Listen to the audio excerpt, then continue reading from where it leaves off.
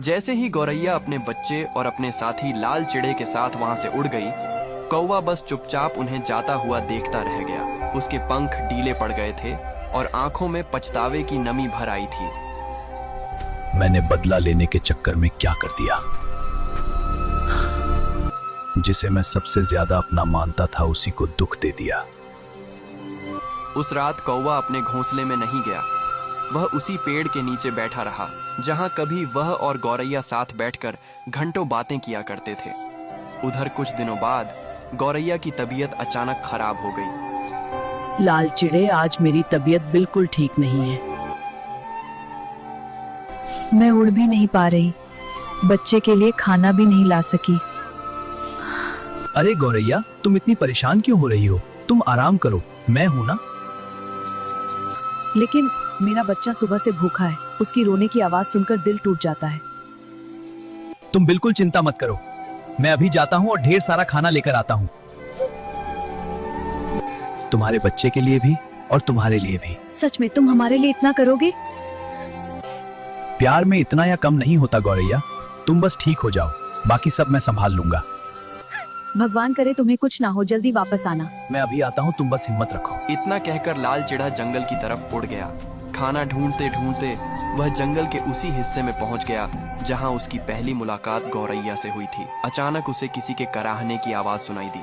लाल चिड़ा घबराकर उस दिशा में बढ़ा। जब वह पास पहुंचा तो उसने देखा कि एक बूढ़ा लाल चिड़ा घायल हालत में जमीन पर पड़ा था।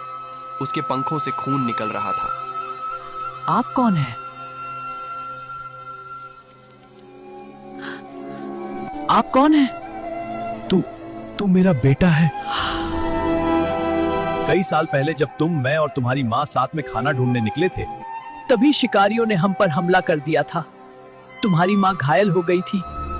उस अफरा तफरी में तुम जंगल में कहीं गुम हो गए थे। जब तुम्हारी माँ ठीक हुई तो हमने तुम्हें बहुत ढूंढा, दिन रात ढूंढा, लेकिन तुम कहीं नहीं मिले मेरे बच्चे के। लेकिन बेटा, भगवान ने आज हमें मिला दिया, मगर समय बहुत कम है। तेरी माँ और तेरे भाई बहन बहुत बड़ी मुसीबत में हैं। क्या हुआ उन्हें? कुछ देर पहले शिकारी आए थे, उन्होंने पूरे परिवार को पकड़ लिया।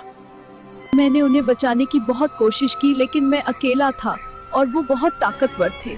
ये सुनते ही लाल चिड़ा सन्न रह गया। हे भगवान, ये कैसा इम्तिहान है? एक तरफ बीमार पत्नी गौरैया, एक तरफ उसकी बीमार पत्नी और छोटा बच्चा था और दूसरी तरफ उसका असली परिवार। तभी पीछे से एक आवाज आई। अगर दिल साफ हो तो रास्ता खुद बन जाता है। तुम अकेले नहीं हो। तुम यहाँ? मैं रोज दूर से गौरैया और तुम्हारे परिवार का ख्याल रखता हूँ, तो क्योंकि मैं अपनी गलती सुधारना चाहता हूँ और आज शायद भगवान ने मुझे मौका दिया है। तुम अपने परिवार को बचाने जाओ। गौरैया और बच्चे की जिम्मेदारी मैं लेता हूँ। तुम्हारा परिवार तुम्हारा इंतजार कर रहा है और गौरैया मेरी पुरानी दोस्त है। इस बार मैं उसे अकेला नहीं छोड़ूंगा। अगर तुमने आज मेरी मदद की तो मैं जिंदगी भर तुम्हारा एहसान नहीं भूलूंगा। दोस्ती में एहसान नहीं होते, बस साथ होता है।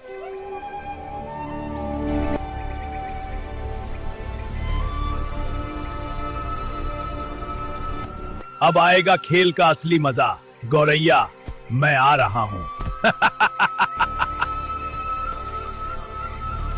अगला पार्ट देखने के लिए कमेंट में लिखो पार्ट 6।